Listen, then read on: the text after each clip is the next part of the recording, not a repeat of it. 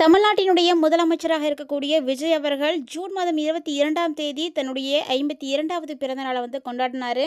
So அவர் பிறந்த நாள் வந்ததும் போதும், அவங்க விஷ் பண்ணல, இவங்க விஷ் பண்ணல, அப்படியா இப்படியான்னு அரசல் புரசலாக 1008 கேள்விகள் வந்து வந்துட்டுருக்குங்க.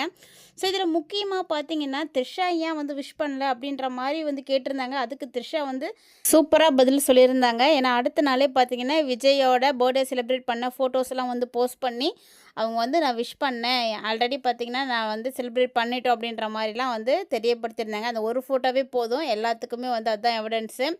ஸோ அதே மாதிரி தாங்க எல்லா திரைப்பிரபலங்களும் வந்து விஜயோடைய பிறந்தநாளுக்கு வந்து வாழ்த்துக்கள் வந்து சொல்லியிருந்த போது, ரஜினி சார் மட்டும் ஏன் வாழ்த்து சொல்லல அப்படின்ற மாதிரி இன்னொரு கேள்வி வந்து வச்சுருந்தாங்க. ஏன்னா ரஜினி வந்து அரசியலுக்கு வரல, விஜய் வந்துட்டாரு அப்படின்றதுனால அவருக்கு வந்து கொஞ்சம் வந்து பொறாமையாக இருந்தது. அதனால் வந்து தான் வந்து ரஜினி வந்து விஜய்கிட்ட வந்த அளவுக்கு பேச மாட்டேங்கிறாரு அப்படின்ற மாதிரிலாம் வந்து நிறைய விஷயங்கள் வந்து பேசிகிட்டு இருந்தாங்க. ஸோ அதெல்லாம் நம்ம வந்து பார்த்துருப்போம்.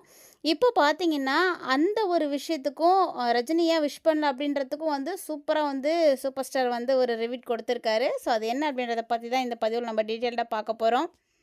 ஒவ்வொருத்தருமே வந்து ஒவ்வொரு விதமான விமர்சனங்களை வந்து விஜய் பிறந்தநாளில் இருந்தே வந்து சொல்லிட்டு தான் இருக்காங்க. ஸோ விஜய் பிறந்தநாள் என்னமோ முடிஞ்சு போச்சுங்க. ஆனால் இந்த விமர்சனம் வந்து இன்னுமே முடியாமல் தான் இருக்குது. ஒவ்வொரு நாளும் பார்த்தீங்கன்னா ஒவ்வொரு விதமான விஷயங்கள் வந்து வெளிவந்துட்டே இருக்குது. அதாவது முதலமைச்சர் விஜயனுடைய பிறந்தநாளுக்கு சூப்பர் ஸ்டார் ரஜினிகாந்த் வாழ்த்து தெரிவிக்கலை அப்படின்ற விமர்சனம் பார்த்தீங்கன்னா கடந்த ஒரு சில நாட்களாகவே வந்து இருந்துகிட்டு இருக்குது. அதாவது சமூக வலைத்தளங்களில் பார்த்தீங்கன்னா ரொம்ப அதிகமாகவே இந்த விஷயம் வந்து பரவிட்டு இருந்தது அப்படின்னே சொல்லலாம். இப்படி இருக்கக்கூடிய இந்த ஒரு நேரத்தில் அந்த விவகாரம் தொடர்பாக ரஜினிகாந்துக்கிட்டே வந்து நேரடியாக வந்து செய்தியாளர்கள் வந்து கேள்வி கேட்டிருக்காங்க.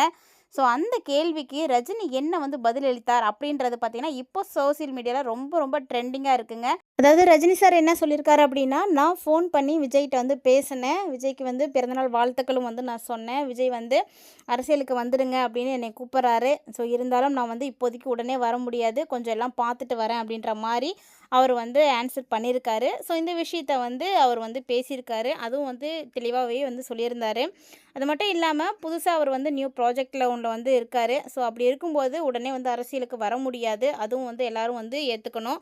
ஸோ புதுசாக பார்த்தீங்கன்னா ரஜினிகாந்த் சார் வந்து தர்மன் அப்படின்ற ஒரு படத்தில் வந்து இப்போ நடிக்க போகிறாரு. படப்பிடிப்பும் பார்த்தீங்கன்னா கூடிய சீக்கிரமாகவே நடக்க போகுது. இன்னும் 1 வீக்குள்ளேயே வந்து படப்பிடிப்பை ஸ்டார்ட் பண்ண போகிறாங்க. ஸோ படப்பிடிப்பு வந்து இப்போ நடக்க ஆரம்பிக்க போகுது அப்படின்றதுனால பெருசாக வந்து அரசியலில் வந்து ஈடுபட முடியாது. அது எல்லாருக்குமே தெரியும். ஏன்னா அரசியல் அப்படின்றது மக்களுக்காக சேவை செய்யக்கூடிய ஒரு பணி. அதை செய்யும் பொழுது நம்ம திருப்தியாக செய்யணும், ஆத்மார்த்தமாக செய்யணும். ஒரு காரணத்துக்காக ரஜினி சார் வந்து யோசிச்சுட்டு சொல்கிறேன் அப்படின்ற மாதிரி பேசியிருந்தார். ஸோ இது மாதிரி அவங்க நிறைய விஷயங்கள் வந்து பேசியிருக்காங்க. என்ன நடந்துச்சு அப்படின்னே தெரியாமல் நம்ம ரஜினி சாரை வந்து குற்றவாளியாக ஆக்க முடியாது. இந்த இடத்துல ரஜினி சார் வந்து சூப்பராக வந்து பதில் கொடுத்துருக்காருங்க. அதாவது சூப்பர் ஸ்டார் ரஜினிகாந்த் நடிப்பில் உருவாகி இருக்கக்கூடிய தர்மன் திரைப்படத்தினுடைய தொடக்க விழா பார்த்தீங்கன்னா இன்றைக்கி வந்து சென்னையில் வந்து நடந்திருக்கு. இவருடைய நியூ ப்ராஜெக்ட் போல் இருக்குது. ஸோ தர்மன் படத்தை வந்து பார்த்திங்கன்னா உலக நாயகன் கமலஹாசன் தான் வந்து தயாரிக்கிறாருங்க. ஸோ கமலஹாசன் தயாரிப்பில் இயக்குனர் அஸ்வந்த் மாரிமுத்து இயக்கத்தில் அனிருத் இசையமைப்பில் உருவாகி இருக்கக்கூடிய இந்த படத்தினுடைய படப்பிடிப்பு நாளைக்கு, அதாவது ஜூன் மாதம் 25ஆம் தேதி வந்து தொடங்க போகிறாங்க. ஸோ இதை வந்து ஏற்கனவே பார்த்திங்கன்னா இந்த படக்குழு வந்து நிர்ணயித்த விஷயந்தான், ஏற்கனவே வந்து அனௌன்ஸ் பண்ணிட்டாங்க. ஸோ இப்போ பார்த்திங்கன்னா அந்த படத்தினுடைய தொடக்க விழா வந்து இன்றைக்கி வந்து நடந்திருக்கு.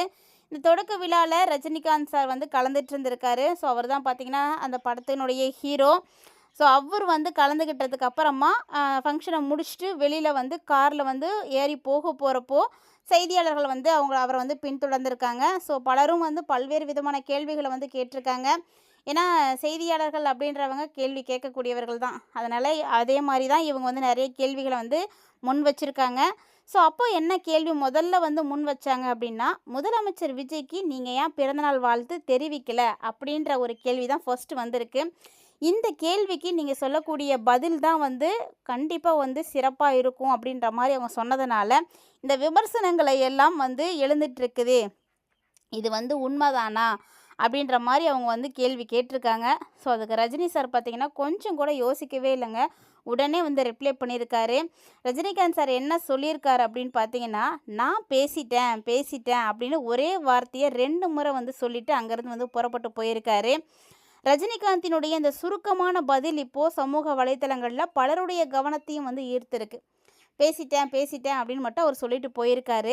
இப்படி இருக்கும்போது இந்த தர்மன் பட விழாவில் பார்த்தீங்கன்னா ரஜினிகாந்த் பேசின ஒரு சில கருத்துக்களும் பார்த்தீங்கன்னா இப்போ வந்து ஒரு பேசுபொருளாக வந்து மாறி இருக்கு அப்படின்னு தான் சொல்லணும். அதாவது என்னைய வந்து பேசுங்க வாங்க அப்படின்னு நீங்கள் வந்து சொன்னீங்கனாலே எனக்கு இப்போலாம் பயமாக இருக்குதுங்க அப்படின்ற மாதிரி அவர் சொல்லியிருந்தார். ஏன்னா நான் பேசினேன் அப்படின்னாலே ஏதாவது ஒரு பிரச்சனை வேற வந்துடுது. ஒன்று எனக்கு பிரச்சனை வருது, இல்லைன்னா என்னால் மற்றவங்களுக்கு வந்து பிரச்சனையாக வருது அப்படின்னு அவர் வந்து சொல்லியிருக்காரு. ஆமாங்க, அவர் பயப்படுற மாதிரி தானே இருக்குது. இப்போ அவர் பேசினாலும் பிரச்சனை, பேசாட்டியும் பிரச்சனை, நின்னாலும் பிரச்சனை, உட்கார்ந்தாலும் பிரச்சனை, வந்தாலும் பிரச்சனை, போனாலும் பிரச்சனை அப்படிங்கிற மாதிரி ஒருத்தங்களை வந்து டார்கெட் பண்ணிட்டாங்க அப்படின்னா அவங்க செய்கிறதுல அத்தனையும் வந்து குறை கண்டுபிடிக்க ஆரம்பிச்சிட்டாங்க. ஸோ அப்படி தான் வந்து ரஜினிகாந்த் சார் வந்து இந்த கேள்விக்கு வந்து ரிப்ளை கொடுத்துருக்காரு. ஏன்னா நான் வந்து பேசுகிறத வந்து நிறைய பேர் வந்து அதை வேறு மாதிரி வந்து கன்சிடர் பண்ணிடுறாங்க அப்படின்னு சொல்லியிருக்காரு. அது மட்டும் இல்லாமல் தொடர்ந்து அவர் வந்து நிறைய விஷயங்கள் பேசியிருக்காரு. அதாவது சமூக வலைத்தளங்களில் எதையாவது வந்து கிளப்பி விட்டுட்டே தான் இருக்கிறாங்க. ஒன்று போனால் இன்னொன்று பின்னாடி வந்துடுது அப்படின்ற மாதிரி பிரச்சனைகள் வந்து வந்துக்கிட்டே தான் இருக்குது. நான் வந்து அமைதியாக தான் இருக்கிறேன். நான் அமைதியாக இருந்தாலுமே கூட ஏன் இப்படி வந்து பேச மாட்டேங்கிறாங்க அப்படின்னு கேட்குறாங்க. ஒருவேளை நான் எதையாவது பற்றி பேசிட்டேன் அப்படின்னா அது ஏன் இவர் இப்படி பேசிட்டாரு அப்படின்ற மாதிரி சொல்கிறாங்க. இதை பற்றி பேசுங்க, அதை பற்றி பேசுங்க அப்படின்னு சொல்கிறாங்க. இதெல்லாம் வந்து என்ன லாஜிக்னே எனக்கு புரியல அப்படிங்கிற மாதிரி ரஜினி சார் வந்து ரிப்ளை பண்ணியிருக்காரு. அது மட்டும் இல்லாமல் நம்ம பிடிக்காதவங்களுக்கு நம்ம எதை செஞ்சாலுமே பிடிக்காதுங்க. அதே மாதிரி தான் என்ன பிடிக்காதவங்களுக்கு நான் எதை செஞ்சாலுமே வந்து பிடிக்காத மாதிரி தான் ஆகிப்போச்சு இப்போ. அதே மாதிரி என்ன பிடிக்கிறவங்களுக்கு நான் எது செஞ்சாலுமே வந்து பிடிக்கும். அதாவது இது வந்து எந்த விதமான தப்பும் கிடையாது. இது எல்லாருடைய இயல்பான குணம் தானே. பிடிச்சவங்க தப்பே பண்ணாலும் அதை ஒரு வகையில் ரசிக்க ஆரம்பிச்சிருவாங்க. இதை பிடிக்காதவங்க நல்லதே செய்தாலுமே கூட அதில் விமர்சனங்கள் வரதான் செய்யும். ஸோ அப்படி தான் வந்து இப்போ ரஜினி சாருடைய விஷயமும் ஆகிப்போச்சு. அதனால் எப்போதுமே வந்து ஜாக்கிரதையாக இருக்கணும் அப்படிங்கிறத நான் வந்து புரிஞ்சுக்கிட்டேன். ஆனால் ரொம்ப லேட்டாக தான் அதை வந்து புரிஞ்சுக்கிட்டேன் அப்படின்ற மாதிரி ரஜினிகாந்த் சார் வந்து ரிப்ளை பண்ணியிருந்தார். ஸோ ஆமாம் தானே, ரஜினி சார் சொன்னதில் எந்த தப்புமே கிடையாது, உண்மை தானே. அவர் பேசுகிறத வச்சு பல பிரச்சனைகளை கிளப்பி விட்டாராங்க. முதலமைச்சர் விஜய் பிறந்தநாள் வாழ்த்து விவகாரம் குறித்த கேள்விக்கு ரஜினிகாந்த் அளித்த இந்த ஒரு பதில் பார்த்திங்கன்னா ரொம்ப ரொம்ப இன்ட்ரெஸ்டிங்காகவே இருந்துச்சு. அதாவது மேடையில் அவர் சொன்னதும் சரி, அவர் பேசிட்டேன் அப்படின்னு சொன்னதும் சரி, இது ரெண்டையுமே வந்து இணைத்து பேசி சமூக வலைத்தளங்களில் பார்த்திங்கன்னா நிறைய விவாதங்கள் வந்து வந்துட்டுருக்கு. எது எப்படியோ ஒரு வினாடி மட்டுமே நீடித்த செய்தியாளர்கள் சந்திப்பில் ஒரே வார்த்தையை 2 முறை பேசி ரஜினிகாந்த் பதில் சொன்னது அரசியல் மற்றும் சினிமா வட்டாரங்களில் ஒரு புதிய விவாதத்தையே வந்து கிளப்பியிருக்கு. அது மட்டும் நல்லா தெரியுது.